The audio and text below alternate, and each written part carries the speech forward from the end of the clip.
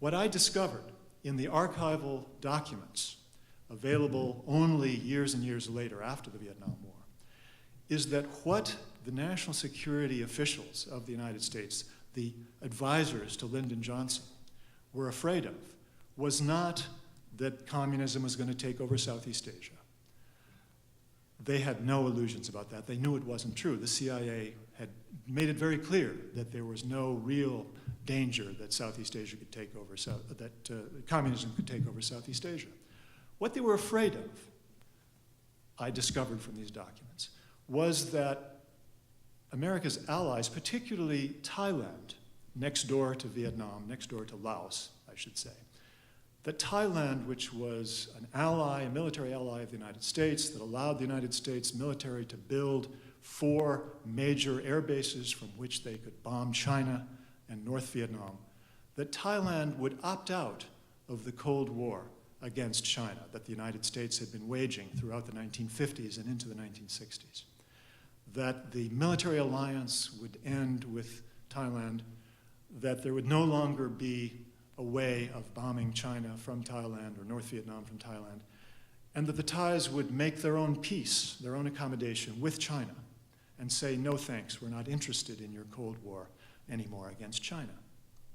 Then you might have the Philippines following them, you might have Malaysia following them into a neutralist stance which would not support the US military presence in Southeast Asia particularly. What they were afraid of was that the US strategy of pressure surrounding China with military bases and the threat of attack in East Asia and Southeast Asia, that policy, that strategy would have to come to an end, that the United States itself would have to make its accommodation, make its peace with China. And that was what was unacceptable.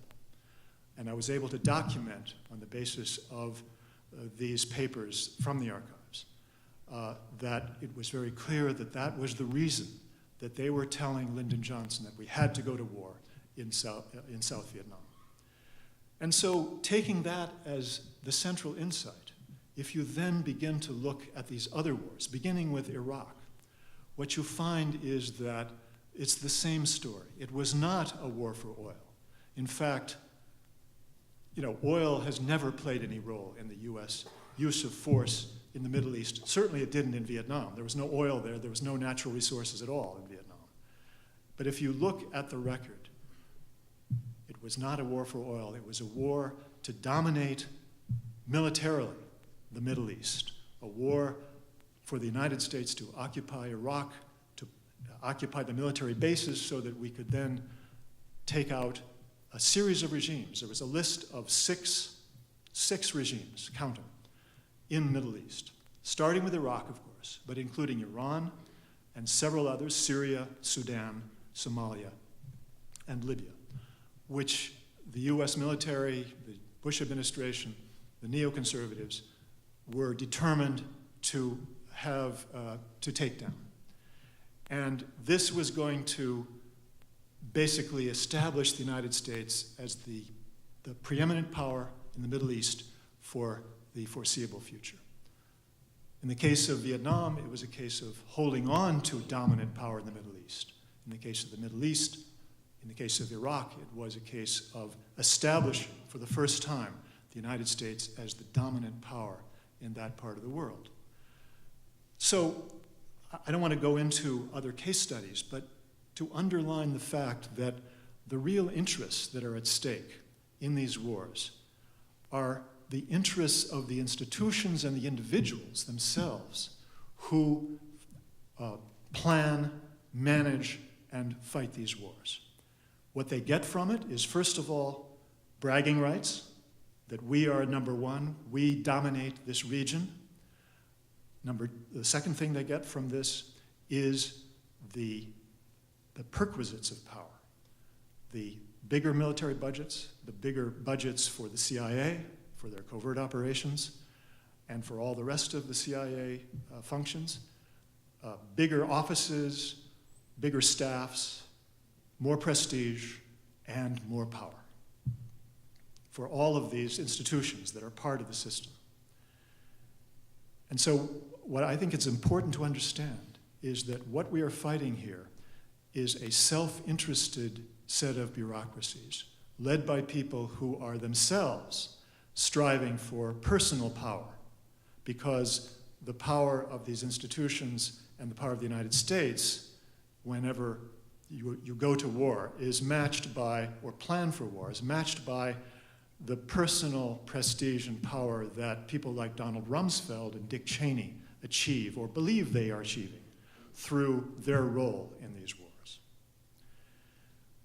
The third truth, and the one that I think is most difficult for people in this country now to grasp, is perhaps the most important of all. And that third truth is that, again, even though this is the most powerful combination of interests the world has ever known, after all, the Pentagon and the military services have budgets that are larger than most governments in the world. And of course, they dispose of military force, which is many times larger than any other country in the world. Despite this fact, this permanent war state, this state that is now at war in several places, in several countries, in wars that we cannot foresee any endpoint to in the foreseeable future. This set of interests can be turned back. It can be deprived of its power by pulling the plug on the budget which supports the permanent war state.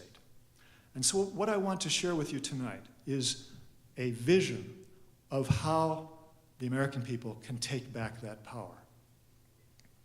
But first, let me very briefly just outline to you a brief history of this war state, which has morphed, as I say, into a permanent war state.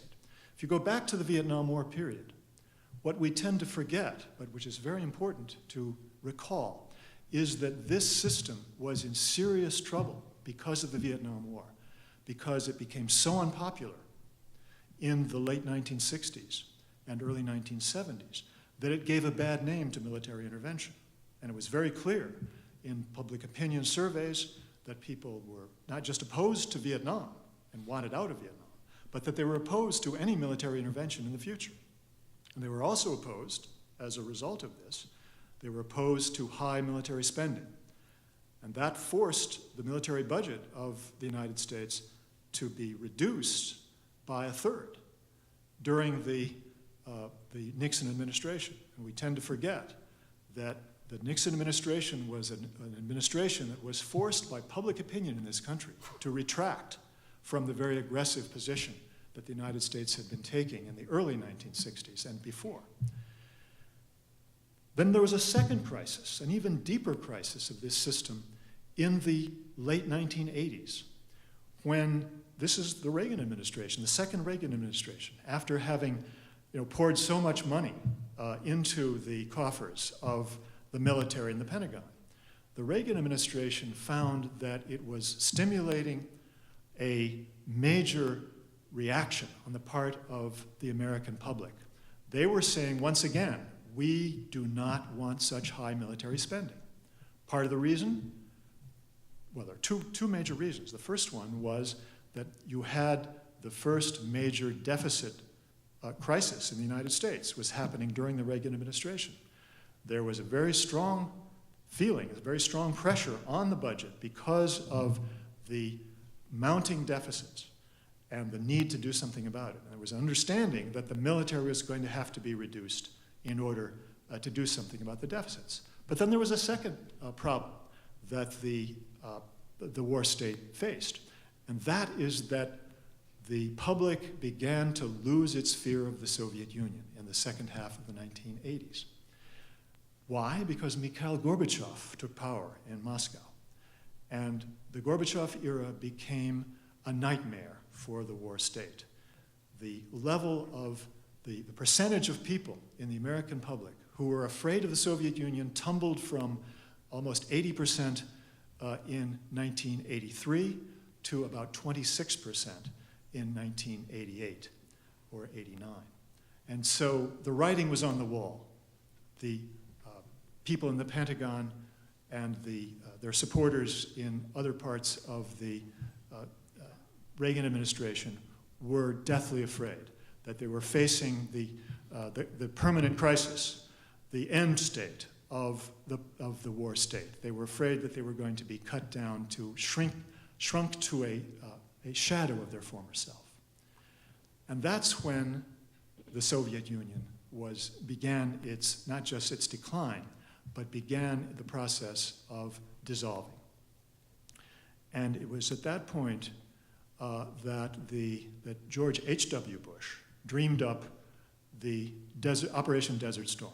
And there's good reason to believe that he fought that war in order to save the war state. Because otherwise, without something that would symbolize that there was an alternative to the Soviet Union as an enemy, without having a demonstration of a good war, a popular war, that was against a regional power to justify continued high levels of military spending, that system was heading down, down, down.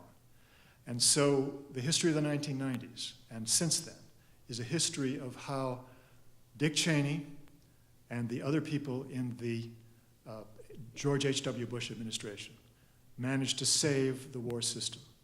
But today, once again, we have a situation, a set of objective conditions in which you have almost a perfect storm for this permanent war state. You have a severe deficit and debt crisis in which it's clear that the military budget has to play a major role. Cutting the military budget has to play a major role in solving that crisis.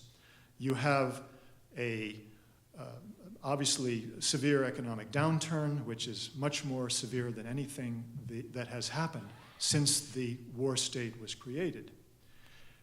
And you have a war which is now as unpopular as the Vietnam was at the nadir of the Vietnam War in terms of its unpopularity. And so the combination of these factors creates an historic opportunity. And that's why this wonderful quotation from Martin Luther King about not allowing this historic opportunity to pass, not waiting until it's too late, is so important.